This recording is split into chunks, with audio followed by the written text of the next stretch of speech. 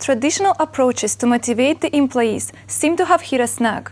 They don't apply to contemporary generations of employees, generations X or Y or millennials.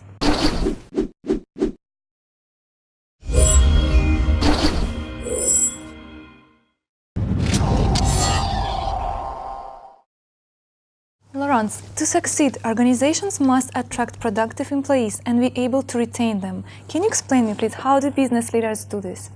Sure, it's nowadays no secret that different generation and new type of employees have entered the workforce.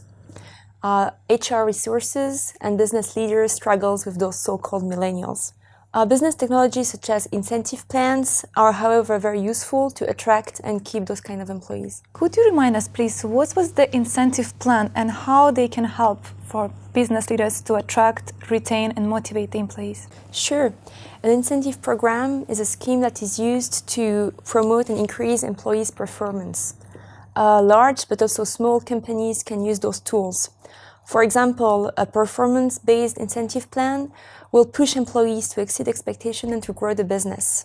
In addition, incentive plans can also attract employees and encourage company loyalty. I have to say that only 1/3 of companies have incentive plans right now. That's very interesting. But how can you explain that business leaders struggle to create an effective incentive plan that can help them to suit all the expectations of the millennials? As I said before, incentive plans have to achieve several goals. However, those plans need to be adapted to those generation X or Y.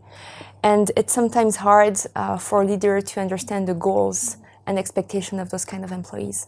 And how can incentive plan motivate the employees? I would say that incentive plans have to meet several prerequisites. The first one is that incentive plans have to be very simple.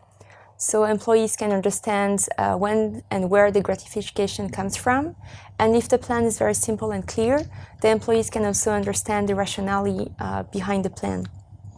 Then the right balance have to be found between direct remuneration and delayed payments. If you pay the employee directly, then he will be less loyal because the money is already in his pocket or her pockets. If you have a delayed payment, the risk is that the employee will not understand and see if it's worth the wait. Finally, I have to say that organization should manage their remuneration system as a whole. So not only to have a very interesting plan, but also have a very good base remuneration, bonuses that are interesting. Maybe you can have a social security plan that is also interesting. And then finally, for the past few decades, we heard about work-life balance and other things such as career development. When the business plan is in place, companies shall ensure that the business plan is competitive among the peers of the company and also have regular checkups with the plan to see if it's still actual and would suit, now it's millennial, but in a few years it will be others. But we hear a lot about stock options. Are they the most popular ones? I would say that there are two popular instruments. The first one is, of course, stock options, as you said, and the other one is RSUs. A stock option is when an option is granted to an employee who then receives the right to acquire for a fixed price and during a predetermined time a share. It means that at first the stock is granted to the employee who then has to wait a certain period that we call the vesting period to purchase the share. Then the employee has to pay the predetermined price to acquire the share. The shares are then not directly allocated upon vesting, but only once the employee has decided to exercise this option. The period to exercise the option right is limited. So what is the restricted unit? So the other instrument, as I said before, is the restricted stock units. We call it RSUs. So RSUs are the expectancy right to receive shares, and this time free of charge, after a predetermined period called the vesting period. So the steps are the same as for the stock options. So the first step will be the grant of the RSU. Then we will have the vesting period that starts usually for 3 to 5 years. So this is the second step. And during this period, the employee does not have any ownership of the rights.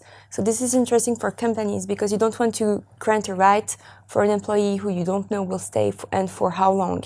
However, if for the company, it might be interesting that the employee can exercise shareholders' rights, we can put it in the plan. Then, when the vesting date arrives, it is the moment where the employee receives a share and then he's a real shareholder of the company. So as you understood probably, even if it's a bit technical for the first time, RSU is basically a stock option with a nil strike price. Of course. What is important is that as long as the vesting date did not arrive, if the employee leaves the company, he has no right to the share. And this applies both for stock options and for RSUs. So you don't have to be worried that if your employee leaves the company, he will receive the stocks. And what about legal aspects? So legal aspects, it's important if you have an international company to check that the plan is legal and respected